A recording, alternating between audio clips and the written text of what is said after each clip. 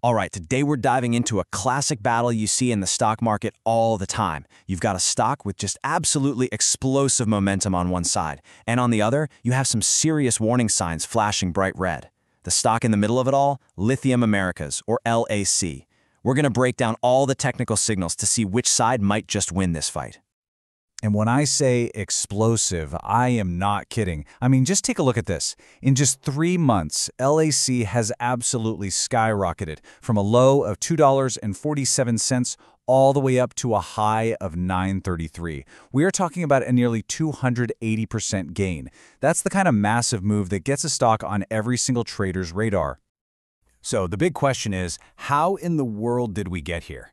Let's actually break down this uptrend, because it's pretty remarkable. This wasn't some slow and steady climb, not at all. This was a powerful, massive surge that really just caught fire in a few short weeks. Okay, this timeline really helps us pinpoint the exact moment things went into overdrive. So around the middle of September, the price starts to pick up speed, moving up from about $5.71. But the data circle on the calendar, September 24th. You see that huge spike in volume? That is the market basically screaming, "Hey, we are interested." It was like a flood of buying pressure that just launched the stock into a whole new gear. All right, so we've seen the incredible performance on the outside. Now it's time to pop the hood and take a look at the engine.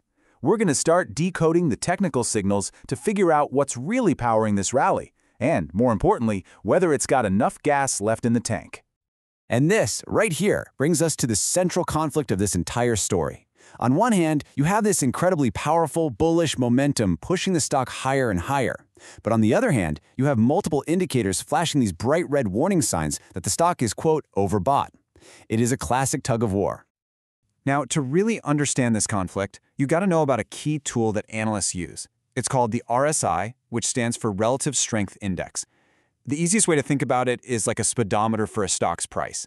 It measures how fast and how much the price has changed, and it helps us see if maybe, just maybe, it's getting a little ahead of itself. So what is LAC's speedometer reading right now? A whopping 79.15. Now, for some context, anything over 70 is generally considered overbought territory. So at nearly 80, LAC isn't just knocking on the overbought door, it has kicked it down and is deep inside the house. This is a major signal that this rally might be running way too hot and could be due for a cool down. And this slide, wow, this just lays out that tug of war perfectly. Over on the left, you've got all these green flags, all these bullish signals. The price is flying high above its moving averages. That's a clear sign of strength. The MACD is positive. The on-balance volume shows that money is flowing into the stock. Things look great. But then you look to the right, and the red flags are just impossible to ignore. We already talked about the RSI. Well, the stochastic oscillator, the Williams %R, they're all basically saying the same thing. Warning, this move is really overextended. This right here is the puzzle anyone looking at LAC has to solve. So, with all this conflicting data pulling in opposite directions, how do you even begin to make sense of it? Well, what traders and analysts do is they look for key price levels that can act as guideposts. These are the critical battlegrounds on the chart that could decide everything. Let's take a look at them. The very first number you need to have on your radar is $9.33. This is the immediate resistance level. The best way to think of it is as the current ceiling for the stock price. The price went up, hit this exact level, and then bounced back down. That tells us that right now, that's the point where sellers are overpowering the buyers. For this rally to continue, the bulls have to smash through that ceiling. And, if $9.33 is the ceiling, then $7.26 is the floor. This is the first major support level. So if the stock does start to fall, this is the area where buyers have shown they're willing to step in and buy. It's like the first line of defense for the bulls. They absolutely have to hold this level to keep the uptrend looking healthy. So it all comes down to how the price behaves at this ceiling and this floor. Let's talk about two possible paths. In the bullish scenario, if LAC can get enough momentum to break through that $9.33 ceiling, then the next stop could easily be that big round psychological number of $10. But in the bearish scenario, if it stumbles and falls through that $7.26 floor, well, the next potential safety net isn't until you get down to around $6.28. Okay, so we've seen the powerful run-up, we've untangled all those conflicting signals, and we've mapped out the key battlegrounds. So how does an analyst put all of these pieces together? What's the final verdict? Let's get to it. And here you have it, straight from the analysis.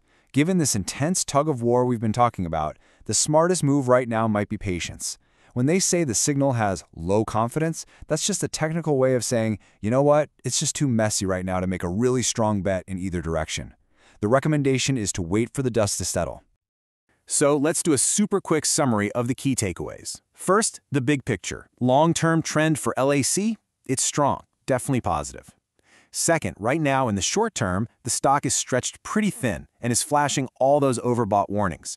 Third, a little pause or even a small drop from here would actually be a healthy thing for the stock. And finally, everything, and I mean everything, hinges on those two numbers, that $9.33 ceiling and that $7.26 floor.